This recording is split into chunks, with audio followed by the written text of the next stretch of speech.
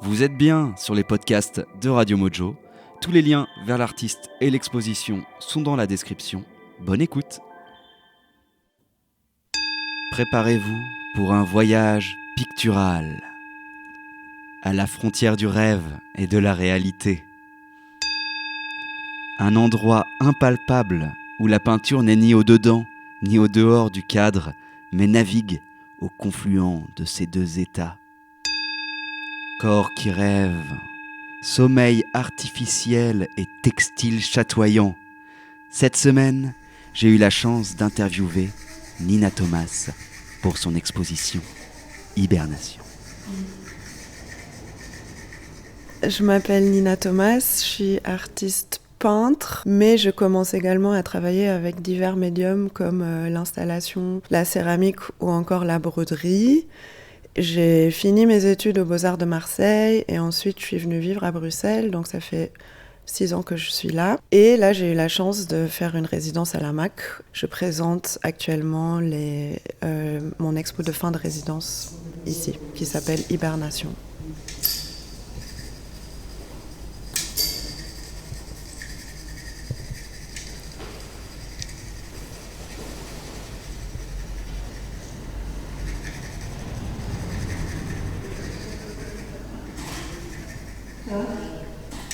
C'est un projet en fait qui a déjà démarré avant la résidence parce qu'elle n'est pas très longue. J'ai fait une résidence courte, donc j'ai eu 4 mois et demi sur place. Et vu que les espaces sont assez généreux, ça m'a permis de créer des dialogues entre des pièces que j'avais déjà et des pièces que j'ai réalisées sur place. Avant la résidence à la MAC, j'ai fait une résidence à Liselle, au cours de laquelle j'ai commencé le projet un peu intérieur-extérieur, autant au niveau du corps que d'une organicité plutôt plastique du médium de la peinture, c'est-à-dire des allers-retours constants entre l'intérieur d'une toile et le support qui est déformé, élargi sur l'espace, démultiplié et mis en dialogue avec des objets créés en terre ou encore même des fragments vidéo. Et donc l'idée, c'est vraiment de créer une cohabitation de différents fragments, ce qui a toujours été le cas dans ma manière de composer une peinture. Mais cette résidence à Liselle m'a vraiment permis, et le suivi que j'y ai eu aussi avec la commissaire d'exposition Catherine Anquinet, m'a permis de sortir du cadre d'une manière plus rapide et plus affirmée aussi.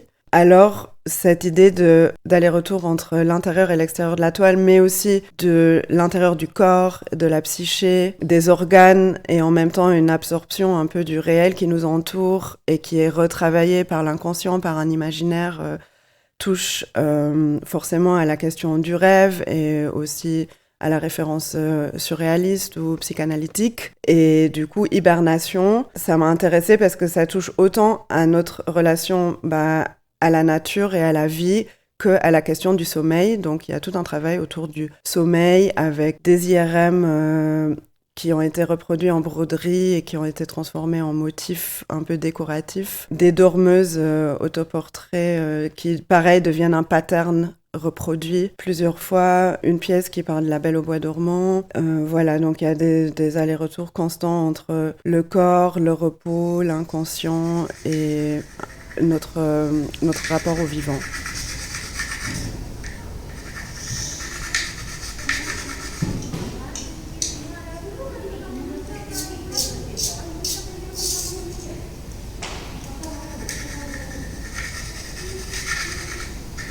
Donc c'est très vif, c'est très brillant. Puis il y a beaucoup de textiles aussi dans les pièces, avec du motif répétitif, des textiles rapportés de voyages, d'Inde, d'Afrique.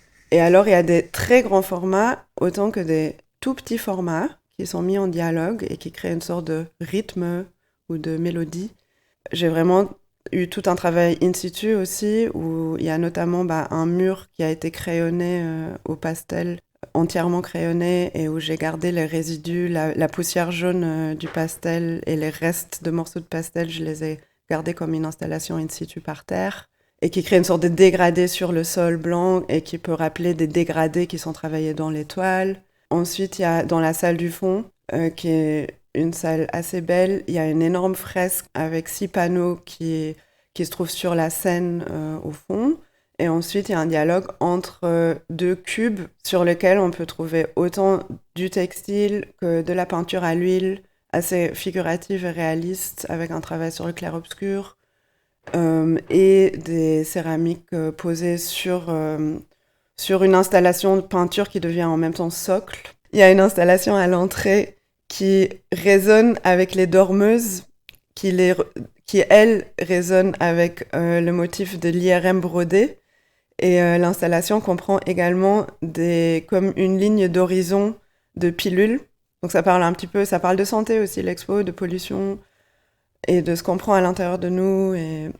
Et en fait, il y a 80% des pilules ont été faites en céramique, mais il y a aussi des vraies pilules qui sont intégrées dans l'installation.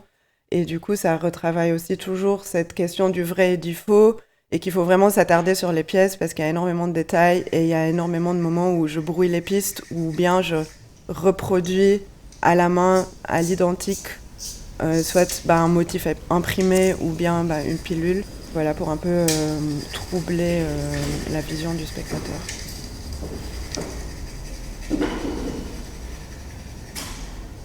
Ça se trouve à la MAC, c'est 28 rue des Chartreux. Ça va durer jusqu'au 17 décembre. C'est ouvert du jeudi au samedi, de 14 à 18h.